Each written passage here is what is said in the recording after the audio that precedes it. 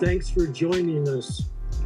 It's an honor and a great pleasure to have two leaders in poetry in LA and beyond with us today, Paul Vangelisti and Bill Mohr. Paul will read first and then Bill.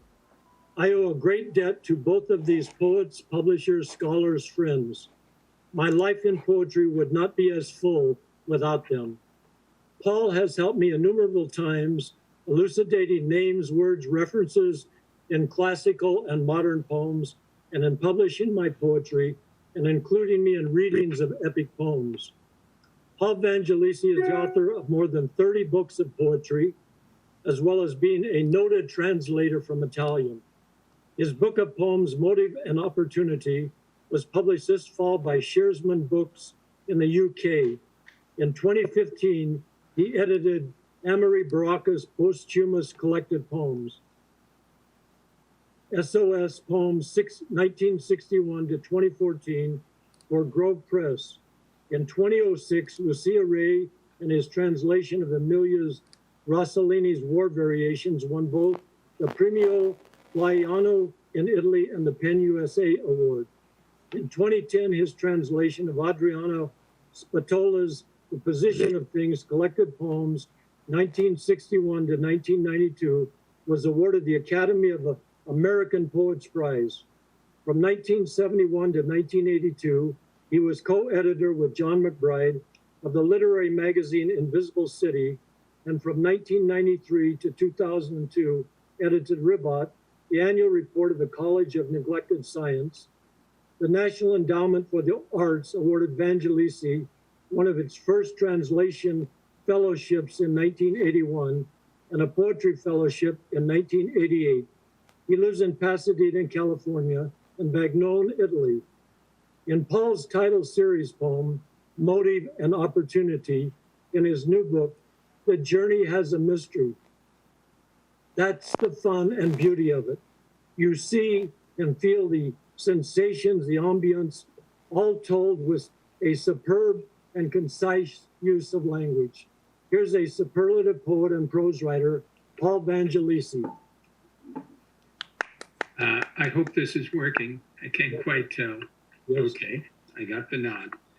Yeah, let me read. It's a poem called Motive and Opportunity, and it's in some 20-something sections. They all have, can you hear me? Yes? Yes. Yes. Okay. No, I saw Harry do his ear signal. Anyway, it has some 23 sections. I will read about 18 of them, all right, in order. And it's set, as you'll see easily, it's set in Los Angeles, all the way from Pacific Palisades to Echo Park, Mid-Wilshire, Pasadena, and like that. Scene of the crime. Hallway lights likely burned out, and the faintest whiff of ocean coming this way. You stop in a doorway, cheek on cold plaster, and wait. You sense the story has no ending. The heart shadows whom it will, turning right or left in the gloom. And what's probably about to happen, is it part of the intrigue or just the kind of coincidence you've learned to distrust? There, something dragging, and a warmish sensation before that tang of salt air.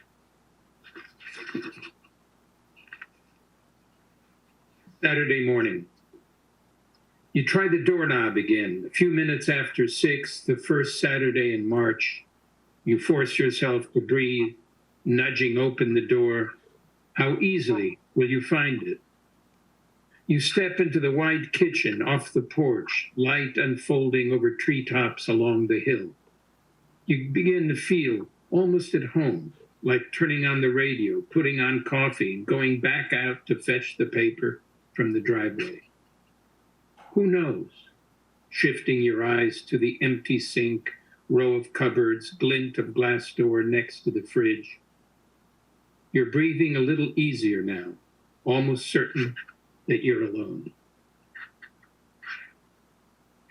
1469 Amalfi Drive. Even if you can't recall how it happened more than half a century ago, probably she said something to you and took that easy step. One morning, most likely after serving Mass, at once you were behind the rectory, on the landing under the stairs, full pale lips, that pert, budding chest. The memory only a week ago as you headed west on Sunset, light traffic that brought you early to 1469 Amalfi Drive. And then it happened as scripted. Husband and wife, both ready for you.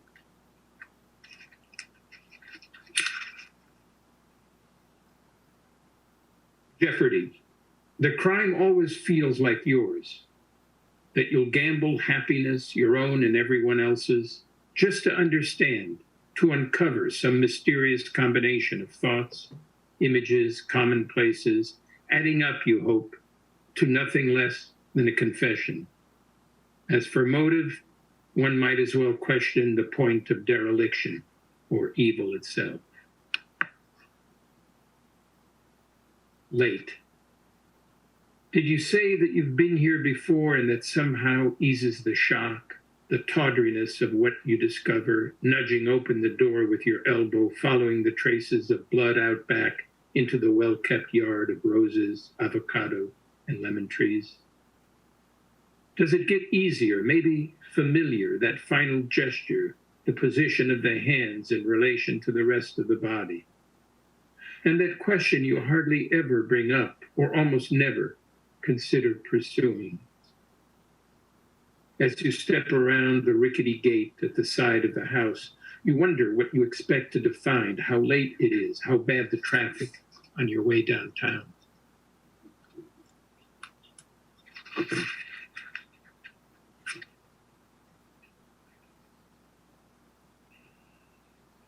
Downstream, and with that giddy, long-awaited sensation of being adrift and slipping downstream toward a pale horizon, at last the words come. So much lighter, even extravagant, and at once more measured than expected. A declaration rather than a confession, something lingering, hidden from sight.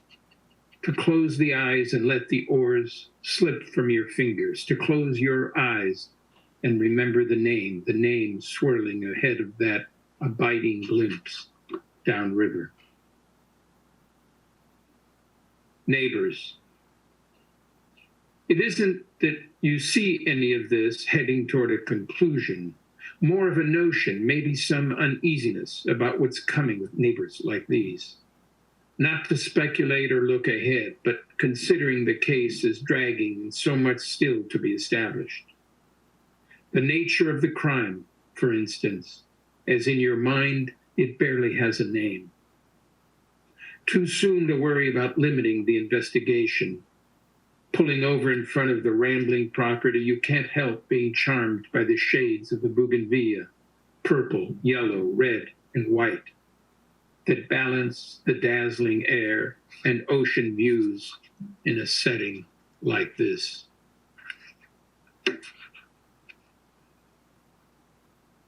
Evidence. Now you're right in the middle. Sleepless nights, a summer cold coming on, and little to show for it. A double homicide downtown at rush hour with a handful of witnesses who didn't see a thing. No murder weapon, of course. And those first on the scene didn't do a very good job except at pointing fingers.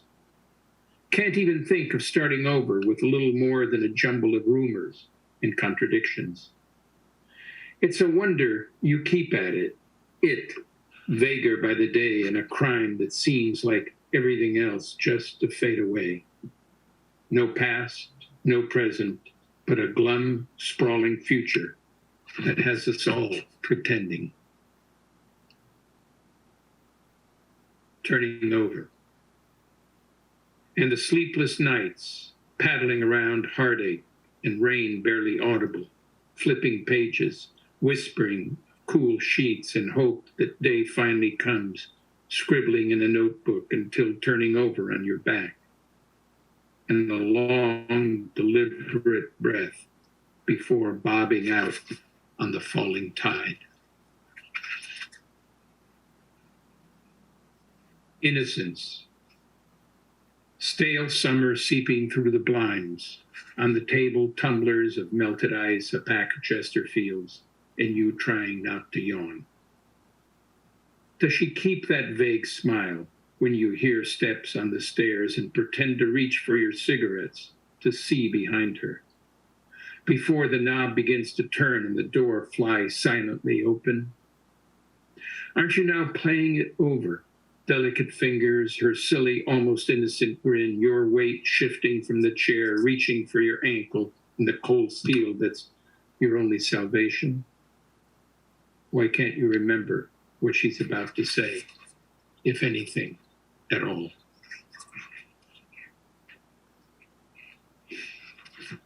A picture. Of course, it's always been a town where no one asks questions. And you were here first, even if those times don't mean so much now. The contradictions keep piling up, the days getting longer and hotter. So who was it coming up the stairs? Who left traces of pale lipstick, a hint of lavender on the pillowcase? How much does her picture really mean? What can you read in a look or events that harmonize, appear, and disappear? Who still believes in accidents when everyone has the same alibi and denies the reason they're even here? Clouds. They hang heavy to the northeast, unmoving in the sultry light. You pull into a gas station, fill up, and buy a Coke. Cold plastic in your hand, you think of all the times you've stopped to think like this. A sinking sun, night air static with neon and brash impossibility. You pull out south on Glendale, too early to call in, nothing on your phone, too many coffees to give it even a second thought. Traffic's light enough as you poke at the screen and learn the chances of evening showers downgraded again. Panama. You have an extra cup of coffee and a long shower. Couldn't say where the whole thing's leading, though now you're pretty sure who isn't the murderer. Put on your favorite tie for the drive downtown, a bubbly blue thing you got from your daughter last Christmas. Even showing up early, you'll have to listen to a load of crap like, "Heard you're back from a week in Paris," or "Glad to see you. We thought you'd retired." And then you'll grin and lift your Panamine salute and look for an empty chair. Long streets. The latest break in the case just didn't pan out. Sketchy evidence and a last-minute alibi. Fed-up wife of a to-remain nameless politician ruled out our suspect, another city hall hotshot who would have been oh so sweet to nail. Leave nothing to chance. Go through the notes one more time. Leave nothing out of the whole wacky scenario. The players are all there. Plenty of opportunity. Maybe skip dinner, buy a sandwich and a beer, and drive up to the observatory. Looking southwest across the city, mapping left to right the three longest streets in the world. Figueroa, Vermont, Western. Endings hazy out there in the evening sun.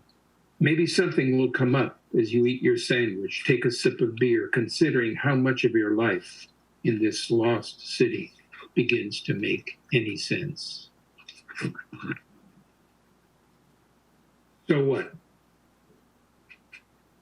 More than a year since you've gone to a movie. You prefer being home in your easy chair with a book, sensing the night overspread the garden, every time familiar and always a little different. It's a new release, a remake of an 80s classic, itself an adaptation of a sci-fi standard set in LA. The protagonist is younger, prettier than in the original. Everyone's cool and athletic, with about as much appeal as a bag of potato chips. The plot's glib, all happening so fast with dazzling effects, while nothing makes much sense until the last 10 minutes, and by then, it's too late to care. Driving back home, top down, happy to have a huge yellow moon over the hill and the opening of Miles's So What on the radio. Ensembles building, motive, and then the three solos, bang, bang, bang, Miles, Coltrane, and Cannonball. Night air all over you, because you're just about home.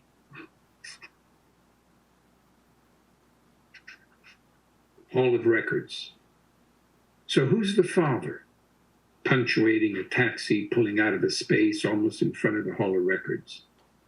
It's a drizzling Wednesday in March, near closing. After too long a lunch at your favorite fish place in Pasadena, you decide on a title search of some courtyard apartments at a last known address. You're scribbling a half slip of paper when the neat little blonde on the wrong side of 40 shows you her baby blues, asking if she might be of help. Back in minutes, carrying a short coat and floppy hat, she places the printout on the counter. You thank her and ask, "Do you like the rain?" "Of course," she says. "And drinking?" you say. "Certainly more interesting than singing." You barely have to wait 5 minutes while she pulls up alongside in a green Chevy pickup, flashing a smile. Less than a couple miles down a tree-lined street, she disappears into a driveway only to reappear at the door of a duplex without even a glance in your direction. You finish your cigarette and ring the bell. The neat little blonde opens the door and just about bowing welcomes you in. Valentine. So who then was the father and why the grandmother, and the rest begins to fall into place. Her property is only one street over on Valentine, and through the garages, down a driveway, you're there with no one really noticing. Can't find your pen, must have left it in the car. You cover the half block in a sentence, fish pen and notebook out of your bag and back to the table, all the while running down how it must have happened. The story follows almost as expected. Of course, the alibis will take time to break, but these days you've got nothing else. Once it's pretty much down on paper, time to consider something stronger than coffee. Portrait. A mug's game, old Rosen used to grumble, flicking ash into his coffee cup. Most likely true, seen from far enough away, though it brings little satisfaction to scenes like this. When you first walk in, they're all around the grandmother's body that looks about to say something from the corner on a long sofa. You turn to write it up, says the captain. Take your time. Don't need it back until the day after tomorrow. Shot through the heart from the smaller sofa where he'd probably sat hundreds of times chatting with his guardian angel who loved him most in the world. Then to the library, the grandfather's off the rear garden. He'd taken his bourbon and soda and sat in front of the old man's portrait, held a mouthful and pistol between his teeth, and fired. Top of his head, all over the painting. How much of what you're going to need, have much of what you're going to need. Mother gone for over 25 years, leaving him and his sister in that big house. Eventually turns up in Paris, writing, though apparently mostly in French. The report's basically preliminary, but how to begin? In a fit of blind rage, sure, it will take time to tie up loose ends, and someone like you who reads enough French. Number. In this business, there's always another day and another. The case winding down, tomorrow's a lazy afternoon of reading or napping or a long walk along the river. A life like any other, an Irish friend liked to say, expert in afternoons. Once in a great while, time slows to a crawl, like summers in high school. No clue who you are, only the awful sense that it might ever be this way. Think it through, get it all down, and cross out much of what you've written. Over the years, you've learned to listen, but it helps only so much. Nothing's changed. The stakes remain pitifully small, remote of any reckoning. You get up to have some water, a cup of coffee, wondering where you managed to put the woman's number, why it isn't there in your notebook last night. Thank you. Thank you, Paul. And I just wanted to say how much I love this section. And, you know, it's almost you put your poetics in those last few lines about how you write it all down, and then you cross some things out. Exactly.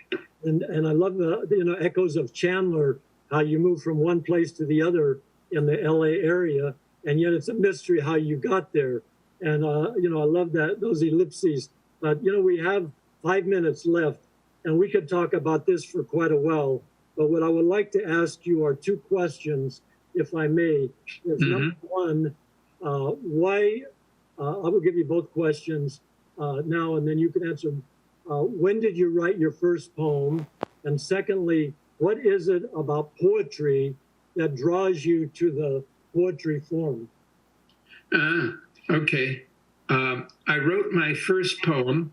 It's pretty easy to remember because I wrote it the first time I went to Italy with my folks in 1964. My mom was born in Italy. And so we went to visit all these relatives. I mean, uncles, aunts, cousins. I mean, you know, we're talking hundreds of people that I didn't know in a couple of small cities and towns. Anyway, and I was reading Ulysses for the first time, right? James Joyce's Ulysses. And every morning I'd get up because we were living on a farm, on a working farm, right? So every morning I'd get up around 6 in the morning. It was, and I watched the sun start moving across the landscape, right? And I wrote a poem about that. And I came back to the States after a couple of months there and turned it into a contest, right? And that was that. That was my first poem, and I was kind of hooked. You know, I had to write poems in high school because I had a classical education, and what we had to do was translate tons of poetry from Latin and Greek. I mean, the Greek was the Odyssey, so it, you know, yeah, I could barely read it. But anyway, the Latin, we translated a lot of Latin, and that was what you did to be tested, right? You translated. And, you know, I could barely get it literal. So those were all poems. I mean, to me, poetry was an authority from the very beginning. And your second question, what draws me to poetry? I guess because of the really complicated way of talking it has. That is, in its utter simplicity, it can say two things at once and absolutely mean it. You know, it's really hard to lie in poetry.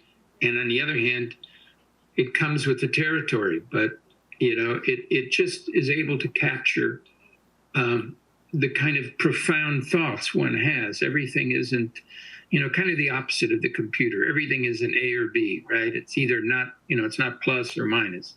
It's all that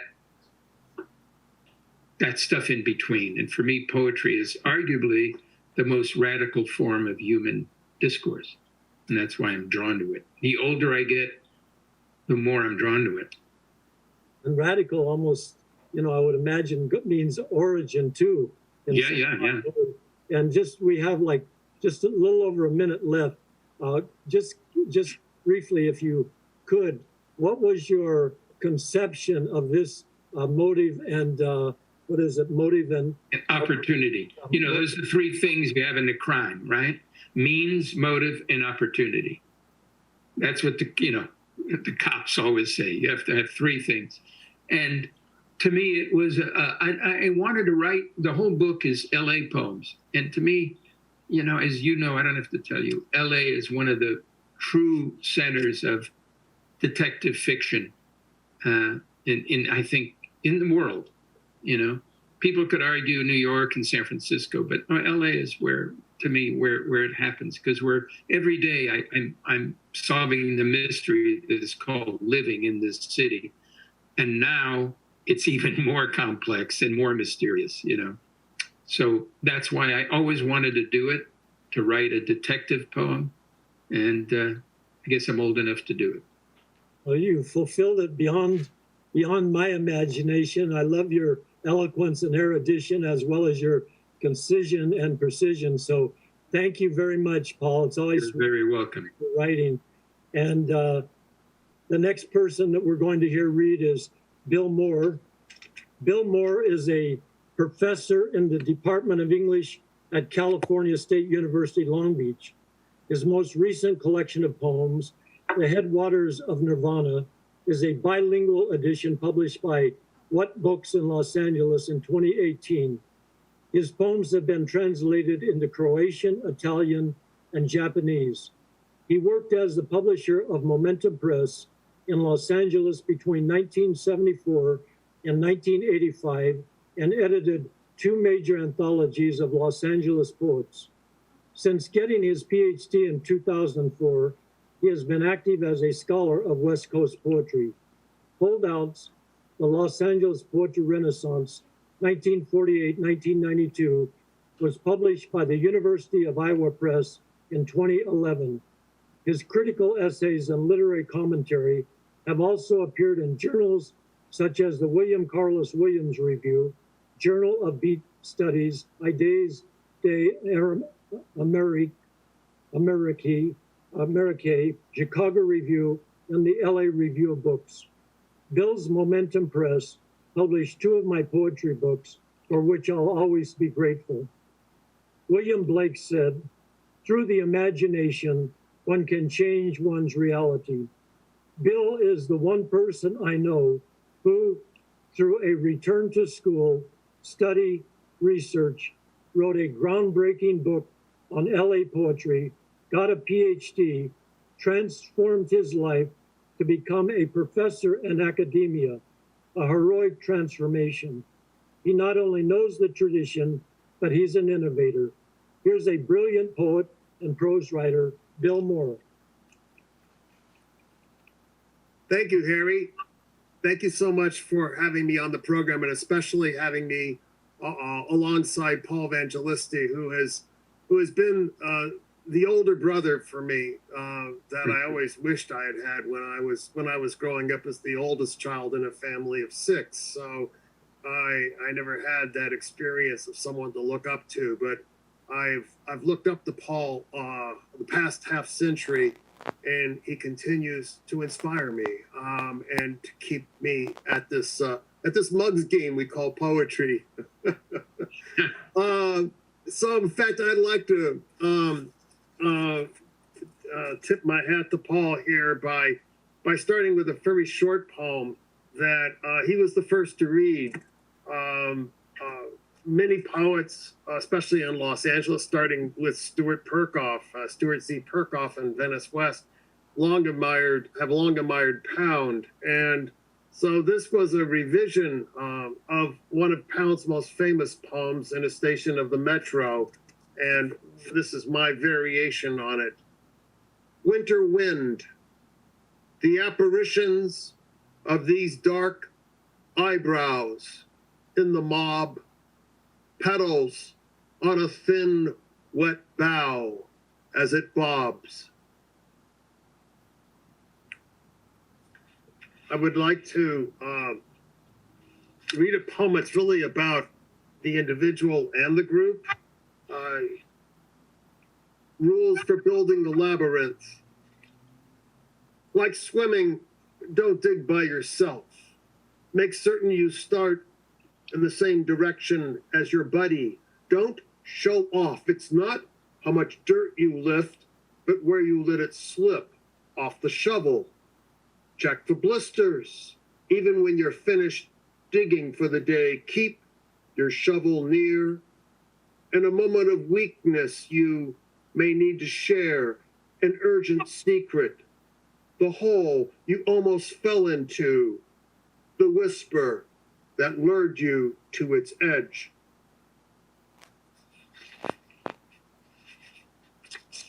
One of the things that ends up being a constant subject for me is the passing of fellow poets and artists.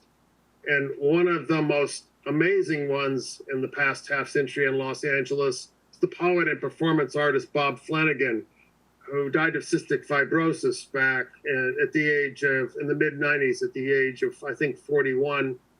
So this is a poem called One Miracle for Bob Flanagan. Stunned by tequila from the night before, I remember poking at embers as dawn puffed its mist into a clearing. Bob sang and coughed, sang and coughed. Even then, I wondered, how much longer does he have? Every time his body jerked, I winced. I loved his improvised, contaminated genius. Tonight, he's in the hospital again, alone. And this poem is like a waitress who deserves a big tip, half the bill, for telling me it's time to stop drinking coffee and drive over and rescue him, perform the one miracle I'm allowed to in this life. But I'm not, because he's not the one I'm supposed to save.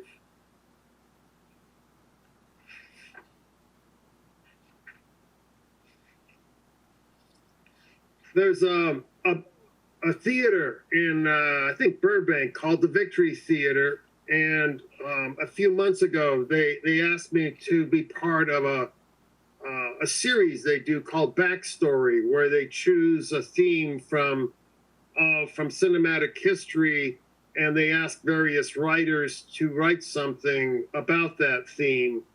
So it was last spring that, just after the pandemic started, that they started doing these shows on Zoom, and the theme of the show was the 10 Commandments. And so the writers got to choose whichever commandment they wanted. I chose the one, honor thy father and mother, and my piece was called Honorable Discharge, I Want My Life Back. And it's a prose monologue that serves as a kind of preface to the poem I'm going to read right now, called Wrinkles. Part 1. As though it could do anything but vanish, my mother's life is only tiny stories now, and what I remember of them afterward, how she loved to iron and drink beer on hot nights.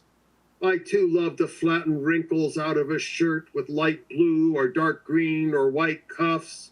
Tonight I'm sipping beer, the radio's playing Bird of Prey blues, followed by All for You. It doesn't take much to get me drunk. Even so, I don't have enough beer to savor it. I finish another 3 shirts and imagine the wrinkles lifting off, layering and coiling themselves around me like petals of an invisible bouquet.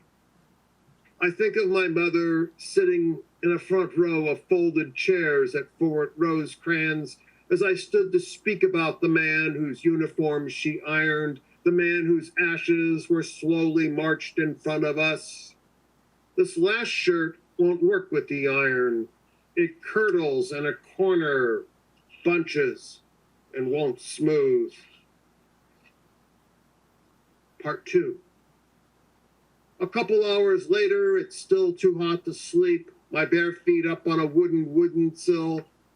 Big frame glass slid up. The rumor that proportion is only focus turned inside out is true enough to know its sneakiness. The peppermint tea on the table is slowly cooling, so I know it's not time that's altering this clarity. My mother says, I don't think we ever really know anybody else. I don't even know if we finish knowing ourselves.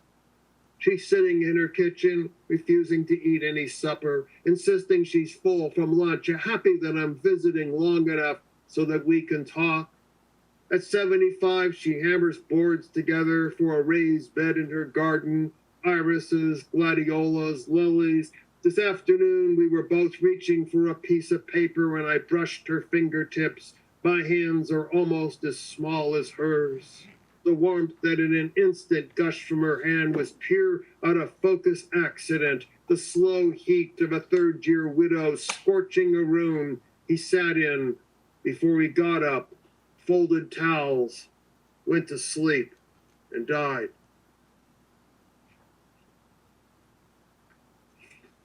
I'd like to shift tone for a moment now and invoke another poet who inspired a poem, a Los Angeles poet named Kathy Coleman.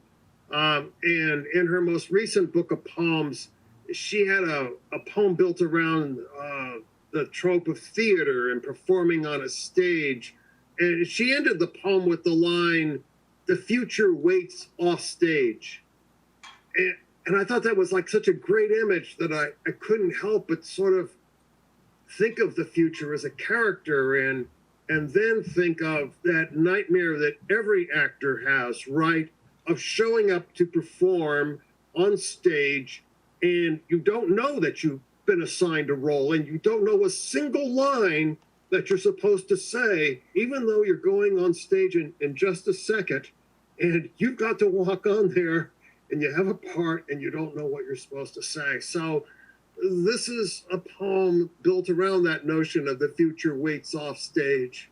It's called The Cue for Kathy Coleman. Script in hand, eyeliner level with cheekbone, the future waits off stage. About to hear its cue. Now that was delicious, followed by a sigh. It stares at its underlined speech. Who the hell is still writing in blank verse? It blinks in disbelief, like a chrysalis about to erupt at how many lines it has to say, and not a single one memorized, not even the farewell request of a love affair's conclusion, marked by pause for laughter, nervous laughter.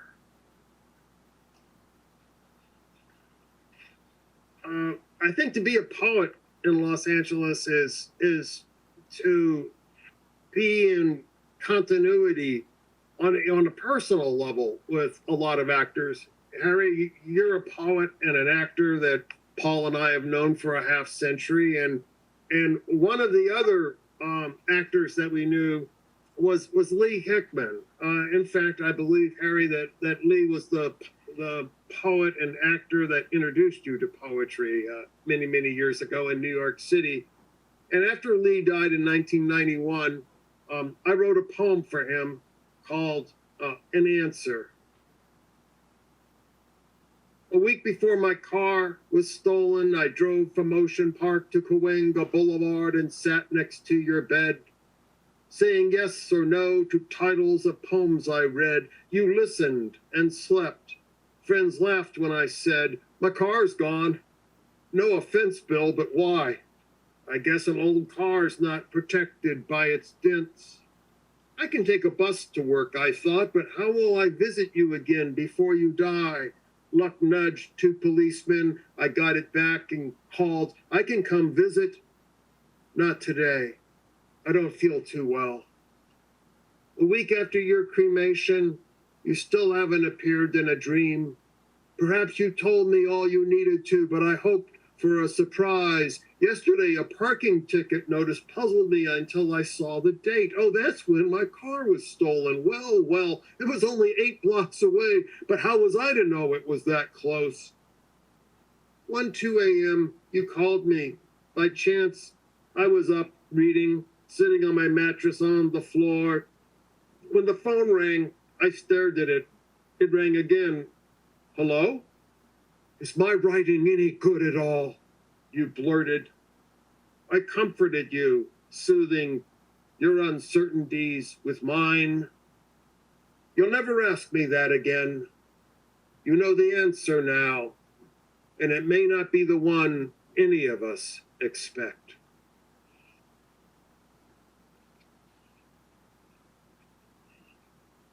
I thought I'd sort of move along and read a prose poem now that was based on a newspaper article that I saw. Very short one, like 2 or 3 paragraphs, one of these little filler articles in which the journalist observed that scientists were trying to figure out why the heart does not develop cancer. Of course, in point of fact, there is a rare tumor that can infect the heart, but at the time I didn't know that, and I thought that was kind of an interesting possibility, and ended up writing this piece, Why the Heart Never Develops Cancer. One of the mysteries of the body is why the heart does not develop cancer. Every other organ in the body, stomach, skin, brains, lung, liver, can develop cancer. But the heart squeezes itself again and again without the least trace of malignancy. It is as though the heart is a furnace, and anything cancerous which enters is immediately consumed by the heat of its pulse. On the other hand, the only pleasure the heart receives is imaginary.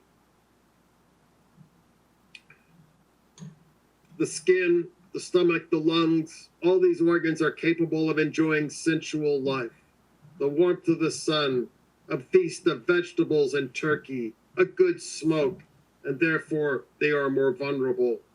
The heart has only our blood to be its companion.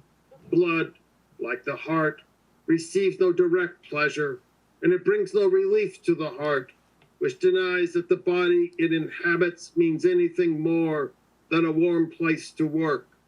The heart, like the life force itself, is absolutely impersonal.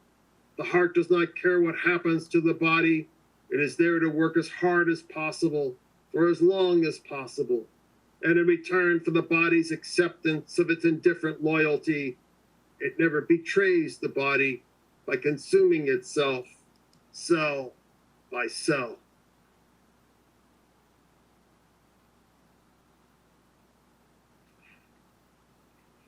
How's that, Harry? Do we have time for more poems? I'm not sure on how long the program goes. Yeah, we have time.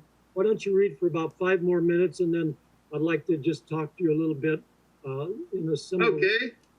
I'll read a poem called "In the Ocean of Nothingness," which is a dream poem. I'd like to sort of emphasize that the opening image of it is really meant to be sort of placed in dream time. Wading into clean, wrinkled laundry, my ironing boards appear with buttoned-down barnacles. The water will be warmer tomorrow. It sloshes around my ankles as I walk between sticky pilings. Hip deep, I finish the sleeves of my third shirt, lean back and float on crescents of disbelief until I sink. A little background noise, even in these depths, makes illusions more believable to anyone gazing down. I went for a long swim last night between 2 tiny continents. The entrails of a transparent fish swayed in mordant harmony. Near dawn it spoke, "I am this universe." Its gills rippled like buoyant silk.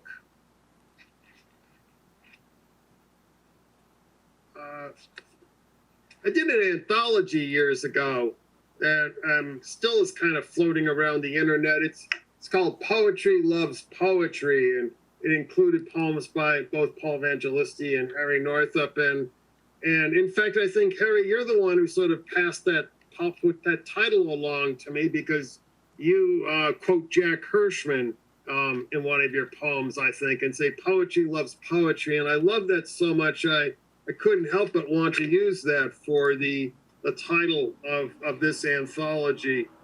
I'll finish, in fact, with a poem that's quite different from anything I've read so far. And it's a poem called "In Line at Pancho's Tacos." At first, I don't recognize him walking through the door. He owes me $75 from a year ago, offers me his hand. I don't shake. We talk. He's married and divorced, going back to his first wife, whom he left nodding out at the piano. "You still living at the same place?" he asked, writing it down. "I'm expecting a big check from back east, $2,500 by the end of the week." "You got a phone?" I ask. "No, I'm sort of moving around right now." I grin. "Must be hard for those Social Security checks to keep up with you." He orders a bean and cheese burrito, then cancels it. I follow him outside. New Jersey license plates. One night he dropped a beer bottle on the kitchen floor. Mid-morning I walked in half asleep, barefoot. I missed a glass blade by a toe length. In fiction, A writer's not supposed to use real people. Your job's to create new characters. In poetry, why lie? If you're looking for a roommate, don't let Nick DiNucci move in. That's my favorite poem of all your poems. Thank you for reading that.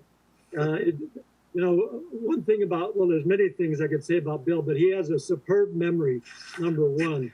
And also, as you can see, his poetry is multi forms in that it's realistic. It's also elegiac at times. There's love and loss. And then it's revelatory. And in many ways, he's brought an original narrative to the poetry form. But I want to just say one quick thing before I ask Bill a couple of questions. I went down to California State University, Long Beach, where Bill teaches about, 10 years ago to see Ron Silliman read. And so Bill came up to me, I was sitting in the audience, and he told me, he says, you're wearing the same shirt you wore in Alice Doesn't Live Here Anymore, which was like 40 years ago. And he was. It was a Navy cowboy shirt. And so that's just one indication of his memory, but also you can hear it in his, his lines of dialogue. But I could go on, and praise you, Bill, not only for your poetry, but for enormous contribution to the poetry world, not only in LA, but beyond. But let me just ask you the same two questions I asked Paul. Number one, when did you write your first poem? And number two, why is it that you are attracted to poetry? Well, it wouldn't be technically the first poem I wrote. I'd rather talk about, let's say, the first poem I wrote that really felt like it had the possibility of lasting beyond that kind of juvenile effort, right? And like Paul, it wasn't in this country. It was when I was in Spain in the fall of 1970. In fact, I would almost say, in one of these moments of irony, it could very well have been 50 years ago this very day, because I know it was in November of 1970 when I was in Spain, and I was walking down a road, and I saw a motorcycle in which somebody had taken these fur-lined boots and wrapped them around the handlebar of a motorcycle. And of course, given how cold it can get in the winter, I thought, oh, that makes sense. You want to protect your hands, right? And still keep a good grip on the handlebar. And that image set off the first poem that I ever wrote, and it's called My Father's Hunting Boots. And so that was this moment that I really felt like I began to gain a little bit of control over the images that were sort of pouring through my head. And I just sort of kept going from there. Wasn't able to put it down. What do I find about poetry that no other form works? Well, I suppose on a technical level, I would write fiction. I really love reading novels, but I just can't write the darn stuff, to tell you the truth. There's something about, and I think it's because I love the compression that poetry offers. In some ways, it's akin to what Paul was saying. There's something about the poetic form that takes the imagination and experience and has to try to sum it up in as few words as possible. And I love the way it can move between the concrete and the abstract with great rapidity, and just go oscillate back and forth.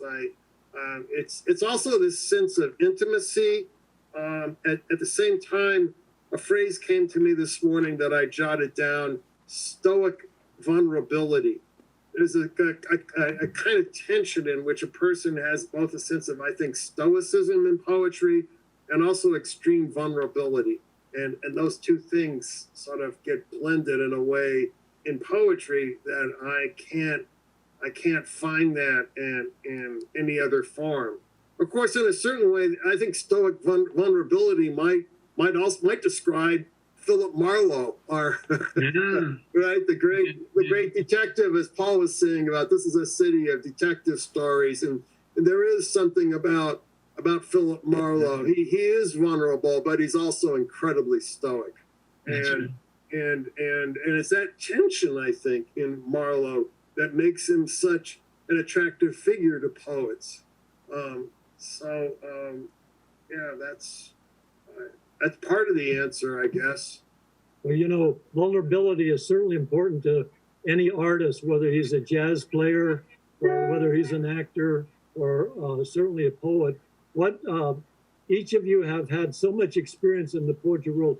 Jennifer Clymer's on there. I was going to ask you a question, but do you have something that you would like to ask either one of these gentlemen, Jennifer? Yes, and I don't want to take away, so let me ask it. And if you have a better question, the track that you were about to go on, then okay. Go ahead. I wanted to talk a little bit about your discipline in writing. Is it something that you exercise every day, that you make sure you always sit down, and is it longhand, is it the computer, or is it really that moment of inspiration at 3 a.m. that you get up and jot it down, or is it a mixture? Bill, why don't you go first and then Paul? Okay, I would actually say for me it's a mixture, because I do have a discipline of working right now. The discipline actually gives itself to my blog more than anything else. I've been working on a blog for a number of years, and lately that's the thing that I first give attention to in the morning and think about. That doesn't mean I post something every day. I don't, but I'm certainly thinking about it every day and try to work on it in some way. So I mostly type, though if I had to, like for instance, here's the piece that I wrote. That very first poem that was the variation on Pound's Metro. You could see here I've typed it up, and then maybe, I don't know if you can or not see, there's a little bit of handwriting underneath it. So that's the way that I guess I tend to work. Paul? All of the above, like you. Jennifer, that's a question. I ran a writing program for 18 years, MFA. And that's the one question all writers ask, whether poets, fiction writers, whatever, nonfiction writers. And my answer is, sit. I think in Zen, the term is finding a good sit, having a good sit. And there was a Wizard of Odd, is it Wizard of Odd? Yeah, Wizard of Odd cartoon 25 years ago that I cut out and used to have in my office. And it has one of the little birds going to another bird. This bird is sitting in front of the window, and the little bird is saying, "What are you doing all the time sitting in front of that window? You don't do a thing." And he said, "I'm a poet. I just sit and watch." And, whether it takes an hour a day, 2 hours a day, 3 hours a day, 6 hours a day if you're writing a novel, 8 hours a day you're writing a novel or a screenplay, I always told students, learn, first of all, to sit and give that time over to whatever. You don't have to have a pencil in your hand, but, you can have one handy. But that's my answer. Thank you. Harry? Well, I think that covers it. No. Harry, you should answer that question too. Yeah. With me, I write. Oh, he's muted himself. With me, I write every morning. I get up at 4 a.m. So I get my coffee and my notebook. So I write. Writing to me is like breathing. I write all the time, and it's like walking. So I don't have any particular time. I just write all the time. And then out of I probably got 20 notebooks in the last 2 or 3 years I've been here. So, with me, writing is, obviously I sit in the same place, and it's reception.